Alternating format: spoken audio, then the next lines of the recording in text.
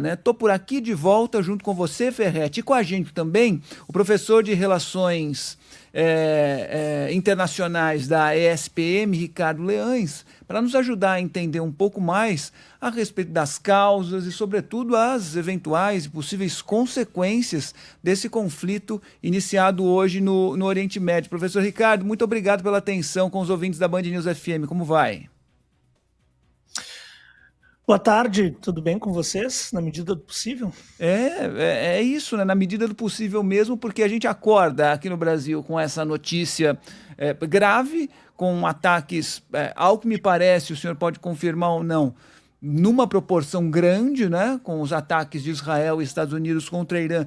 E repito, algo que eu venho enfatizando desde cedo, normalmente quando há esses primeiros ataques, o país que é atacado faz um comunicado oficial, dizendo o seguinte, o chefe de Estado normalmente diz, nos sentimos agora no direito da retaliação, no momento propício, vamos atacar. Desta vez, professor, não aconteceu isso, né? Ao que me parece, o Irã estava esperando pelo ataque, definitivamente estava, porque a retaliação foi imediata. Esse é um ponto importante e bem peculiar. Lembrar que essa rivalidade é estrutural na região, uma rivalidade entre o Irã de um lado e Israel e Estados Unidos do outro. O Irã, desde a Revolução... Desse conflito que começou hoje, professor?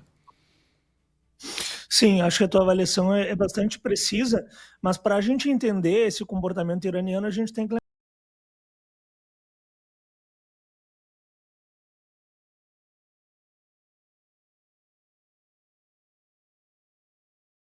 Islâmica de 79 construiu uma estratégia de defesa e montou as suas capacidades dissuasórias justamente para ter condições de atacar as bases militares dos Estados Unidos no Oriente Médio, bem como também alvos israelenses. E ao longo dos últimos anos, a gente assistiu a vários momentos de provocação, ameaças e ataques dos Estados Unidos, e em especial de Israel, contra o Irã. Inicialmente, as respostas iranianas eram um tanto quanto moderadas, parcimoniosas, porque a estratégia do Irã é a chamada paciência estratégica. É a ideia de que o Irã é um país que, por ser um império milenar, ele tem que aprender com seus erros e ele tem o tempo à sua disposição. Então, qualquer medida muito irrefletida, qualquer medida muito desproporcional, poderia prejudicar os interesses iranianos. Acontece que depois da Guerra dos 12 Dias, esse pensamento da paciência estratégica ele foi dando lugar a um posicionamento mais agressivo. Há muito tempo, o Irã já vinha falando que todas as bases militares dos Estados Unidos, bem como alvos israelenses, seriam atingidos caso houvesse um novo ataque contra o Irã, e foi exatamente isso que a gente viu. Justamente porque a preparação para essa guerra durou algumas semanas, talvez até mesmo alguns meses, os iranianos tiveram tempo para se preparar e para possibilitar respostas imediatas, inclusive se houvesse prejuízos na cadeia de comando. A gente sabe que os Estados Unidos e Israel atacaram também o presidente do Irã e o seu Ayatollah Supremo, Ali Khamenei. Embora não haja confirmação nenhuma de que eles tenham sido mortos por meio desses ataques, o que a gente sabe de fato é que o Irã já estava preparado para essa possibilidade. Ou seja, já havia na liderança iraniana a consciência de que essas pessoas poderiam morrer, e se elas morressem, elas seriam imediatamente substituídas por um segundo ou terceiro escalão, e esse segundo ou terceiro escalão levaria a cabo a retaliação iraniana. Nós estamos diante de uma guerra que pode ser a maior guerra que o mundo já assistiu desde o final da Segunda Guerra Mundial. É muito preocupante, é muito perigoso tudo isso que está acontecendo, mas é claro que os desdobramentos a gente precisa aguardar para ver quais serão. A gente não sabe se os Estados Unidos vão considerar que esse ataque foi bem sucedido e vão voltar atrás. A gente não sabe se a guerra vai se estender por dias, semanas, meses ou até mesmo anos, porque essa guerra pode se tornar uma grande guerra regional, no limite até uma guerra mundial, e é claro que nenhum de nós quer que isso aconteça. Professor Ricardo, Humberto Ferretti falando por aqui, prazer conversar com o senhor. O senhor mesmo disse que o Irã, de certa forma, estava, entre aspas, pronto para uma retaliação e os Estados Unidos vinham dando indícios de que esse ataque aconteceria em algum momento.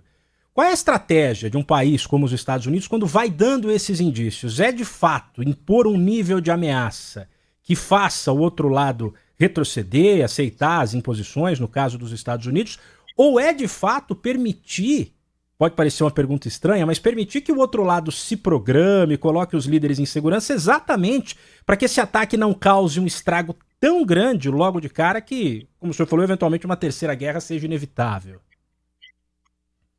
A tua pergunta é muito boa, Humberto, porque infelizmente tudo isso está na agenda, sabe? Essas possibilidades existem. Inclusive, eu sempre brinco que esse é um dos piores momentos para o analista, é analisar os acontecimentos no calor dos eventos, né? A gente tem muita dificuldade porque em circunstâncias assim, eventos que talvez não sejam tão significativos, eles acabam passando despercebidos. E ao mesmo tempo, acontecimentos que num primeiro momento parecem muito importantes, depois o tempo mostra que não eram tão relevantes assim. Então a gente entra numa seara, num campo especulativo que nos permite inclusive pensar isso, que talvez tenha sido uma estratégia deliberada dos Estados Unidos para talvez propiciar uma retaliação mais branda do Irã.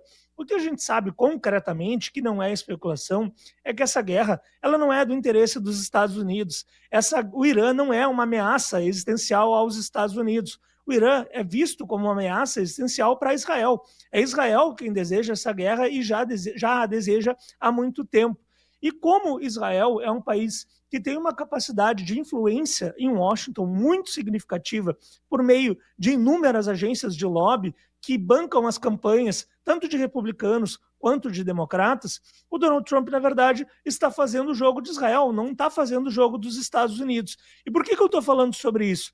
Porque justamente porque o Irã não é uma ameaça existencial para os Estados Unidos, justamente pelo fato de que os Estados Unidos estão agindo em nome de Israel, é óbvio que a preparação para esse conflito ela não vai ser executada da mesma forma que seria se fosse realmente o inimigo dos Estados Unidos. Ou seja, há uma discrepância aqui.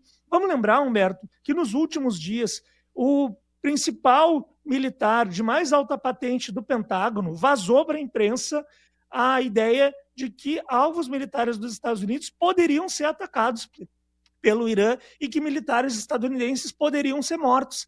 Um militar de alta patente, ele só toma uma medida dessa como um ato de desespero, justamente porque ele sabe dos riscos de uma guerra dessa natureza. E para quem ainda duvida dessa informação, basta lembrar que os Estados Unidos esvaziaram todas as suas bases militares no Oriente Médio. Quem está seguro de que não vai ser atacado ou de que o inimigo não tem condições de promover uma resposta contundente, não toma uma medida dessa natureza. Então, estamos diante de uma guerra que pode vir a ser de grandes proporções, mas é uma guerra cujo centro não está nos Estados Unidos, o centro está em Israel e os Estados Unidos estão fazendo a vontade dos israelenses. Isso é muito importante porque pesquisas de opinião mostraram que apenas 1/5 da população dos Estados Unidos apoia essa guerra. Isso antes de ela acontecer. Agora, vamos imaginar um cenário em que vários militares estadunidenses morram. Vamos imaginar um cenário em que um porta-aviões dos Estados Unidos seja danificado ou, no limite, afundado. Vamos imaginar um cenário em que o preço do barril do petróleo dispare para mais de $100, para $150, por exemplo. Isso, evidentemente, vai criar uma insatisfação muito grande dentro dos Estados Unidos. E uma guerra que já nasceu muito impopular pode se tornar mais impopular ainda, com desdobramentos que a gente ainda desconhece. Professor, em relação ainda à possibilidade de prolongamento desse conflito, né? Estamos no primeiro dia e essa possibilidade de fato existe, porque as notícias agora começam a chegar, né? Num primeiro momento, ali no início da manhã, pelo horário de Brasília, a gente não sabia ao certo qual o tamanho do estrago que tinha sido feito em Teherã, por exemplo. Mas depois, agora, inclusive nos últimos minutos, o Irã já disse que foram dezenas e dezenas de mortos num ataque a uma escola em Teherã. Um dos ministros do governo iraniano já disse que alguns comandantes podem ter morrido nesses ataques também. Então, com essas notícias agora sendo sobrepostas e se oficializadas, fica muito difícil imaginar que o Irã vai parar por aí, né? Exatamente, Fábio. Não, o Irã não vai parar por aí, porque o Irã não pode parar por aí. Essa é a grande questão. Quando as negociações estavam ocorrendo, os Estados Unidos deixaram muito claro que o tema das negociações não era o programa nuclear iraniano.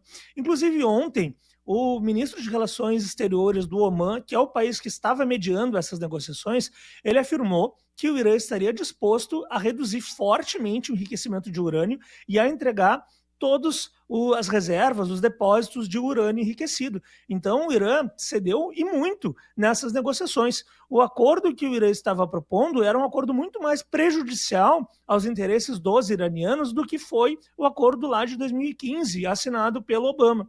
Mas a grande questão é que os Estados Unidos deixaram muito claro que esse não era o único tema das negociações, que essas negociações precisavam incluir o programa de mísseis balísticos do Irã e o seu apoio aos seus aliados no Oriente Médio, as milícias xiitas no Iraque, grupos na Síria, o Hezbollah no Líbano, o Hamas na Palestina e também Ansar Allah, ou os Houthis, no Iêmen. E é óbvio que o Irã não aceitou negociar nesses termos. Mas por que eu estou falando sobre isso? Porque essas demandas não são demandas dos Estados Unidos, são demandas de Israel.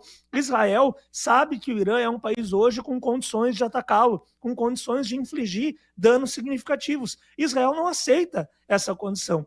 Então, na verdade, o que Estados Unidos e Israel deram para o Irã foi um ultimato.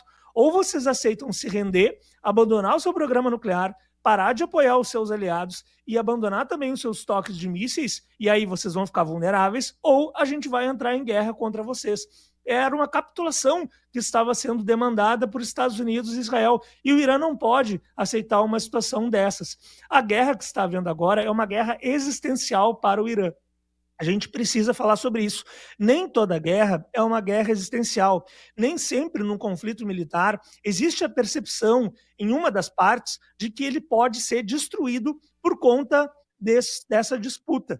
Mas agora, para o Irã, é exatamente isso. O Irã percebe que, no limite, ele pode ser destruído pelos Estados Unidos. E países que estão em condições assim, eles fazem absolutamente de tudo para não serem destruídos. É o mesmo caso do Vietnã contra os Estados Unidos lá nos anos 60 e início dos anos 70, por exemplo. Então, mesmo que os Estados Unidos eles tenham uma força muito maior do que o Irã, e eu acho que absolutamente ninguém nega isso, a vontade de travar essa guerra é desproporcional. A vontade dos iranianos de se defender é muito superior à vontade dos estadunidenses em atacar. E eu reitero aqui, o militar de mais alta patente do Pentágono alertou contra essa guerra. Se esse militar é contra um conflito dessa natureza, que dirá vários militares que estão operando na região com medo de que possam vir a falecer por conta desses ataques. Entrevistamos aqui na Band News FM o professor de Relações Internacionais da ESPM, Ricardo Leães, nessa programação especial a respeito da situação no Oriente Médio, ataque dos Estados Unidos e de Israel ao Irã. Professor, prazer falar com o senhor, apesar do tema sobre o qual a gente não gostaria de estar conversando, a gente não gostaria de ter que falar sobre esse tema, mas agradeço pela atenção aqui com a Band News FM. Eu que agradeço o convite, foi um prazer. Infelizmente o tema não é muito feliz, mas esse é o meu trabalho. Obrigado, professor. Valeu, professor.